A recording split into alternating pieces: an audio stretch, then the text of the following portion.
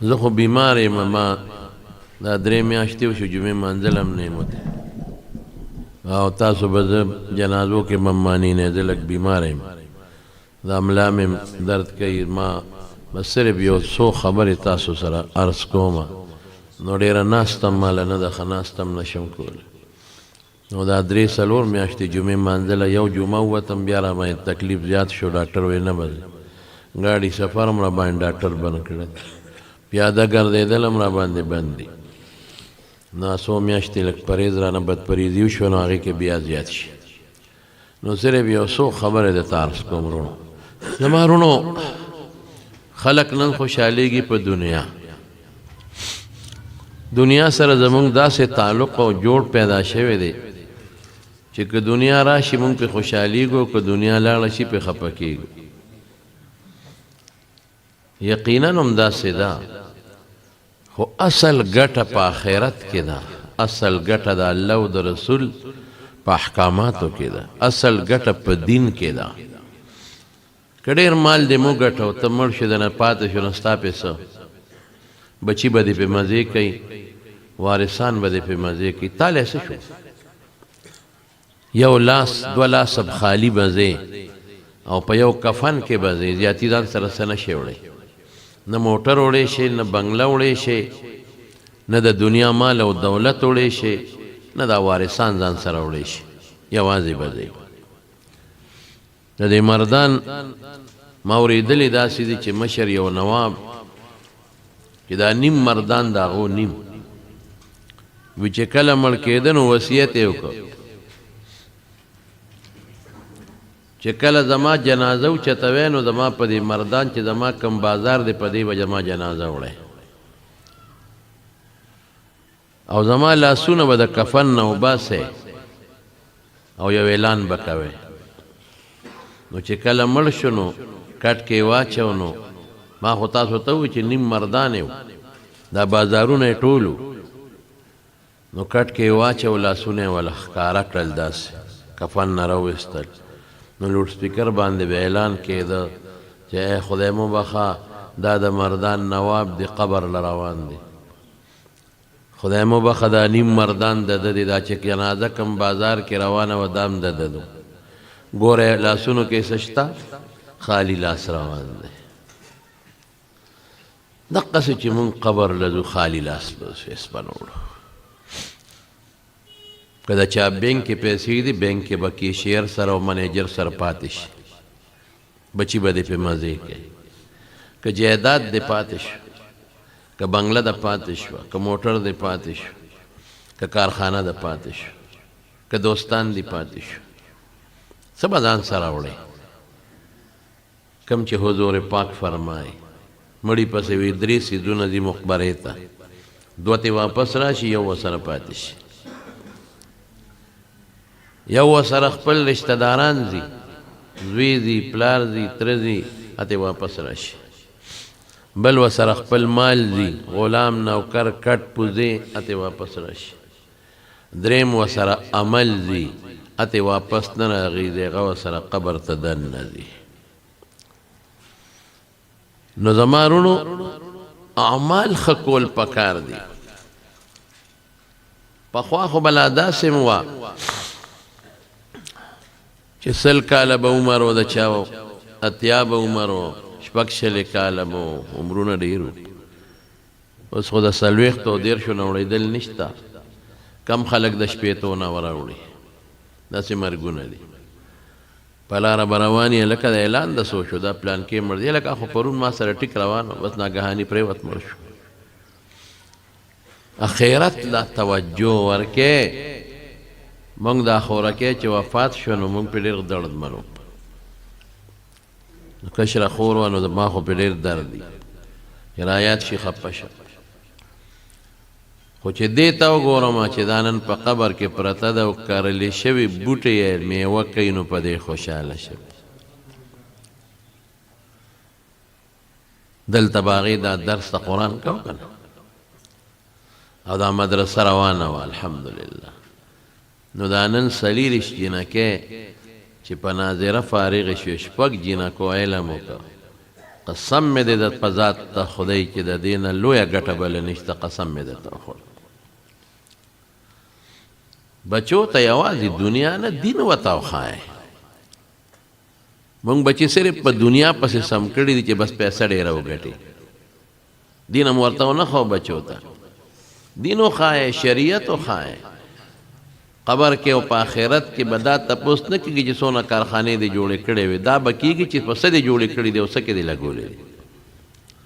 دا تپوس به نه کېږي چې څومره جایداد دې اخیستی دی دا به کېږي چې په څه دې اخیستی دی دا به کېږي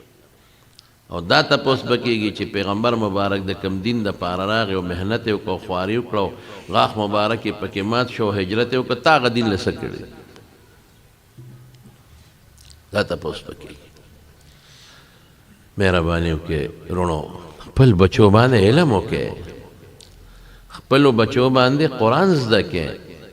خپلو بچو باندې دین زده کړئ خپل بچي حافظان جوړ کړئ خپل بچي عالمان جوړ کړئ که قبر ته لاړ شي پروغ زړه به ځې پروغ زړه به ځې چې خدایه که زه قبر ته لاړم د ځان نه پس مې یو مدرسه پرېښې ده د ځان نه پس مې یو بچې پرېښې ده چې هغه ستا د قرآن تلاوت کوي د ځان نه پس مې یو بچې پرېښې ده چې هغه ستا د دین او د علم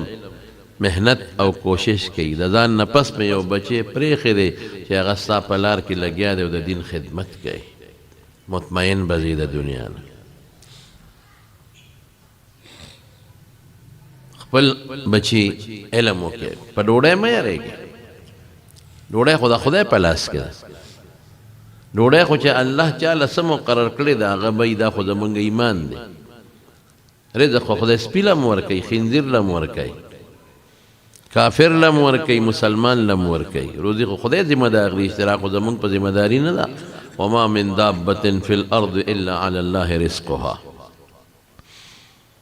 او د روزه فراخي او کمی د خدای لاس کې دی الله يبسط الرزق لمن يشاء ويقدر چاله زیاتی او چاله کمی او ان الله هو الرزاق ذو القوة المتين روزي رسان خو الله دی سار نه مونږ وځو سار نه تر ماسخوتنه پورې په دې سوچ کې یو چې د ما بچې د ټولو نه لوی ډګري والي او غټه تنخوا ګټي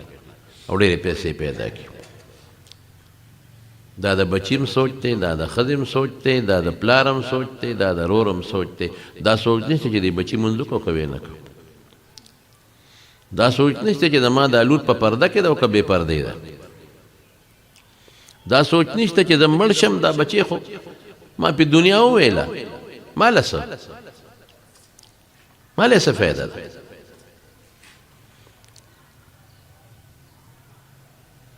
بچې مې لندن ته ولېږو جاپان ته مې ولېږو هلته مې ولېږو ماله به ګټه کوي او هلته بیا میمم وکړي زما پیسه ستا بچي دا پردي ټول ستا بچي دي که نه خلک په دې خوشحالېږي نه ما زوی امریکې ته ولېږه ما زوی لندن ته ولېږه نو ستا پیسه پې دې ولېږه تا له څه شو سبا چې مړ شي دا زوی د جنازې ته هم نه کښېني بل امریکا کې ناست دي لندن کې به ناست دي زه نه به دله بل تړي قبر ته به دې بل کوزي جنازه را باندې بل کوي هغه بچي تا له څه فایده ده هغه بچې تا له فایده دی چې ته په کټ کې پروت یې ستا ځنکدنې او دې درته صورت یاسین ووایي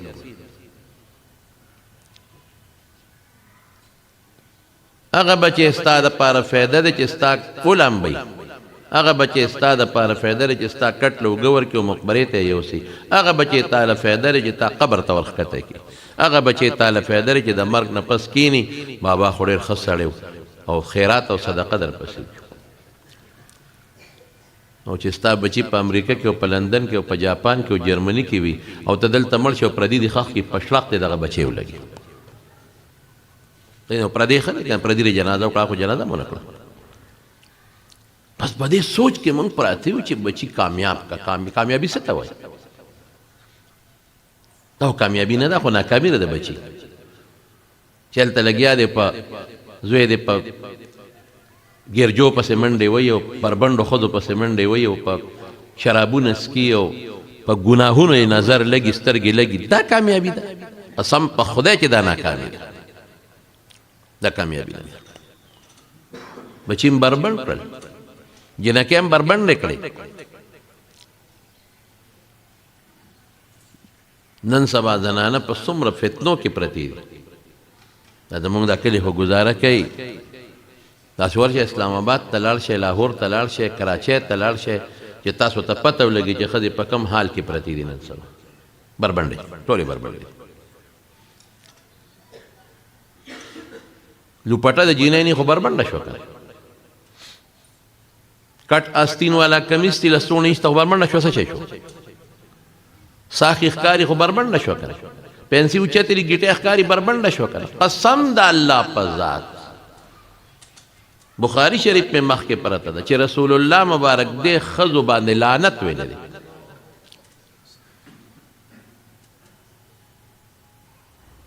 کومه ښځه چې د سړو په شان چال کوي بربنډني د سړو په شان تلل کوي کومه ښځه چې د سړو په شان جامې اچوي قسم په خدای حضور پاک لعن الله المترجلات لعنت یې پې ویلی المخنثات من النساء لعنت یې ویلی او د پیغمبر لعنت مونږ په دې خوشحالي زما لور ده په اسلام آباد کې مارکیټ کې ګرځي او بربنډه ګرځي زه ورته خوشحاله یم ګوتې نه مې نیولې موټر کې په خپله بوځم پېښور کې مارکیټ ته بوځم او بربنډه یې ګرځم د خدای لعنت لمونږ د خدای غوزیر او غضب لمونږ دعوتونه ورکوو چې د دنیا نیکي وکړي د دنیا نیکي او چې د دنیا نیک عمل وکړي او روجې م نیسې او صدقې م ورکوي خو چې بچی د جنکو سره ګرځي او ته پې خبرې او تا ورخوشی کړی دی او لور د هلکانو سره ګرځي او ته پې خبرې قسم په خدای که دا عمل دله فایده درکړي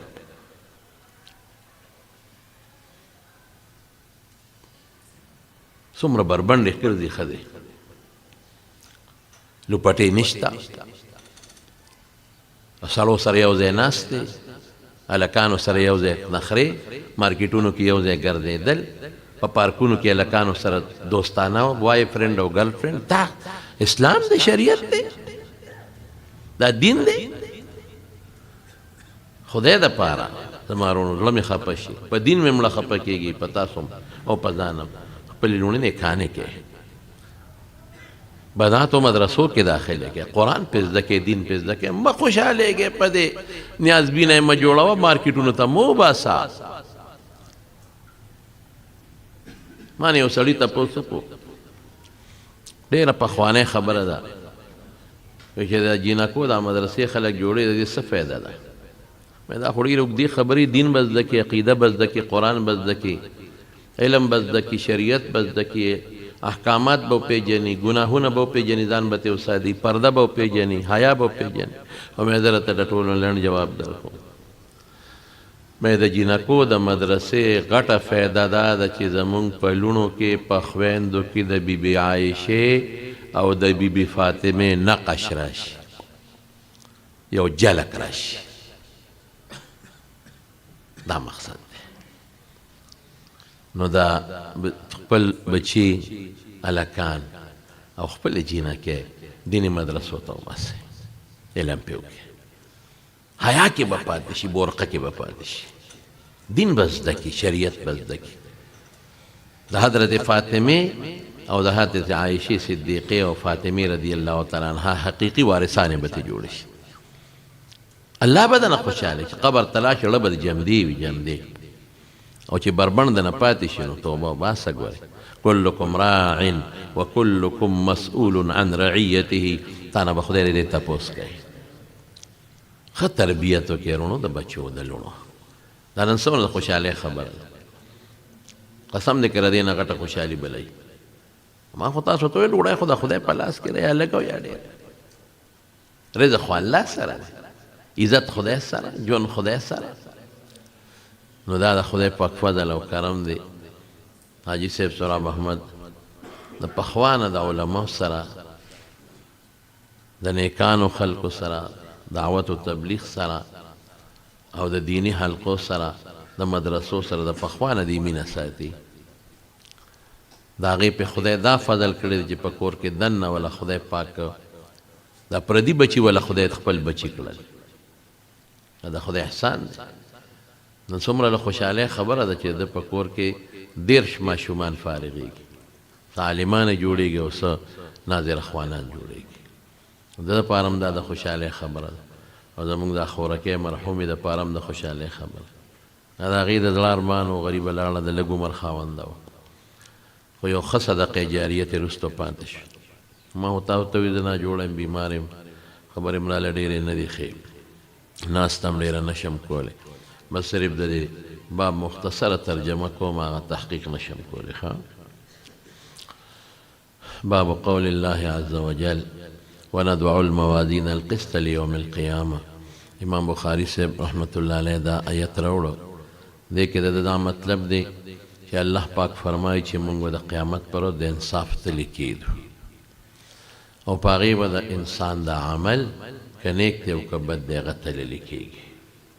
او بیا وایي چې اعمال د بني آدمو او د هغې خبرې به وزن کېږي. او بیا د قسط معنا کوي چې مجاهد یو لوی عالم دی د هغه په حواله چې قسطاس عدل ته وایي په رومي ژبه کې، او قسط مصدر د مقصد دی، مقصد عادل ته وایي او قاصد ظالم ته وایي. دا فرق وکړو چې مزید نه واخلې نو انصاف دی او که مجرد نه واخلې نو بیا ظلم شو. امام بخاری استاد احمد ابن اشکاب، د هغه استاد محمد ابن فضیل، د هغه استاد عماره ابن قعقاع عماره، د هغه استاد ابو زرعه او د هغه استاد ابو هریره رضی الله تعالی عنه. قال ابو هریره وایي قال النبي صلی الله علیه وسلم، حضور پاک فرمایلی دی کلمتان دو خبری دی، حبیبتان الی الرحمن، رحمان ته خوښې دي، د الله خوښې دي، او خفیفتان علی اللسان، په ژبه اسانې دي، او ثقیلتان فی المیزان، د قیامت په ورځ په تله کې درنې دي. دوه خبرې کمې دي، سبحان الله وبحمده یوه دا ده، او سبحان الله العظیم بله دا شوه. معنی څه شوه؟ لازمي معنی کوم سبحان الله، الله د هر عیب نه پاک دی، خدای کې عیب نشته. وبحمده او څومره ښکلي صفتونه چې دي ټول الله له ثابت دي، حال کونه متلبسا بحمده یا احمده بحمده. بیا وی سبحان الله، سبحت الله سبحانا، چې الله د هر عیب نه پاک دی، العظیم الله ډیر لوی دی. نو دا دوه خبرې دي، دا الله ته خوښې دي، نو چې دا خدای خوښې دي پکار دی چې مونږ یې ووایو که نه. او په تله کې درنیم دي، وزندارې دي، او په ژبه اسانې دي، څه ګرانې نه دي. نو مونږ ټولو له پکار چې دا الفاظ ووایو. یو ځل ټول ووایه سبحان الله وبحمده سبحان الله العظیم. ټول ځان له دا مقرر کې چې شواروس کې یو 100 کرته یا 200 کرته دا مونږ ټول وایو ان شاء الله. بس مختصره ترجمه مې وکړه، نور مې طاقت نشته دی، او دې کې خو ډېرې باس دی خو هغه زه نشم کولی. مختصره مې وکړله او ناسته مې راله ډېره نه ده ښه، دا ته تکلیفي. او بس تاسو ټولو ته دا حاجي سراب احمد صاحب ته، خان ګل دي، جان ګل دي، ټولو ته د دوی خاندان چې څومره دی مبارکباد ویمه، الله یې درته مبارک کړي. او د کور چې څومره زنانه دي هغې ته مبارکباد ویمه، او د چا ماشومان چې پکې فارغې هغې ته مبارکباد ویمه. او تاسو ټولو ته دا ترغیب در کوم چې خپلو بچو کالکان دي که جینکې دي قرآن پرې زده کړئ، علم پرې وکړئ، په هلکانو په جینکو په ډوډۍ مه یېرېږئ، خدای به ورکړي انشاءالله. او لوڼو ته حیا وښایئ، پرده ورته وښایئ، او دې د دور کې خپلې لوڼې د آزاد ژوند نه او د بې پردګو نه محفوظ وساتي. زنانه چې لکه علم نشي کولی نو ارجه زموږ په کور کې دلته هغوی ته ضروري مسایل ښیي، راځي ډېرې زنانه. ماشاءالله. ګوره حاجي صاحب یو بل کارم شروع کړی دی چې کمې زنانه علم نشي کولی، بوډاګانې وي یا علم نشي کولی، نو هر زیارت هغوی دلته هغه زنانو له یو مجلس مقرر کړي، دی ورته د علم ضروري مسایل ښیي. څه ټایم وي دا؟ 3 بجې. نو چې کوم علم کولی شي کم علم نشي کولی نو 3 بجې دی دلته د زنانو دپاره یو کلاس، هغه زنانه چې علم نشي کولی هغه مقرر کړی دی، هغوی ته ضروري دیني مسایل ښیي. څومره ښه خبره. یا حاجي صاحب مقصد دا دی که څوک علم کولی شي چې عالمان شي، که څوک حفظ کولی شي چې حافظان شي، که څوک په ناظره وي چې ناظره وکړي، که څوک نشي کولی نو دیني مسلې خو زده کړي که نه، دې نه فایده والی د دې باغچې نه فایده والی. او زما وروڼو تاسو ټولو ته زما دا وصیت دی، هلکان هم آزاد ماحول ته مه پرېږدئ او جینکۍ هم په آزاد ماحول کې مه پرېږدئ. سزا به درته میلاویږي او خدای غضب به در باندې راشي. د حیا ژوند او د عزت او د پردې ژوند کې برکت دی. قسم د بی بی فاطمه که تاسو د هغې حالت ته وکتل چې وفات کېده، وصیت یې وکړ.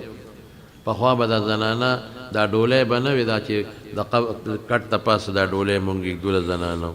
د هغې وصیت وکړ. وي د ما په کفن د پاسه به په کټ لرګي کېدی او د هغې د پاسه به څادر واچوي چې د ما کفن هم څوک ونه ویني.